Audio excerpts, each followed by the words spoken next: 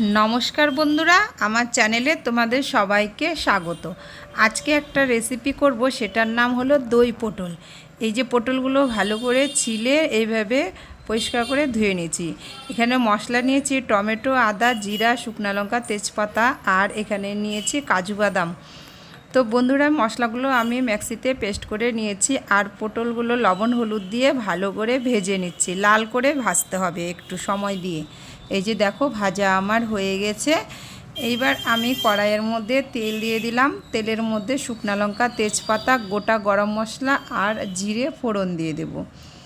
এবার এর মধ্যে পেস্ট করে রাখা মশলাটা আমি দিয়ে দিলাম, আর লবণ, হলুদ, শুকনো লঙ্কার গুঁড়ো দিয়ে ভালো করে কষিয়ে নিলাম। আর এখানে পেস্ট করে রাখা কাজু বাদামটা এখানে আমি ঢেলে দিলাম, আর আবারও একটু কষিয়ে নেব। কষানো হয়ে গেলে ভেজে রাখা পটলগুলো আমি দিয়ে দিলাম। এই যে এবার একটু নাড়াচাড়া করে নেব। নাড়াচাড়া করে এবার এর মধ্যে দিয়ে দিব আমি টক দই। টক দইটা দিয়ে আবারও আমি একটু হালকা করে নাড়াচাড়া করে নেব, যেহেতু পটলটা খুব ভাজা হয়ে গেছে।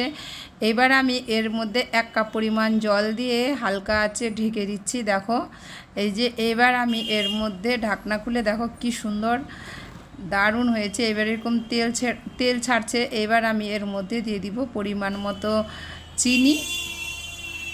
তারপরে আমি দিয়ে দিব গরম মশলা পাউডার। তো বন্ধুরা, হয়ে গেল আমার আজকের দই পটল।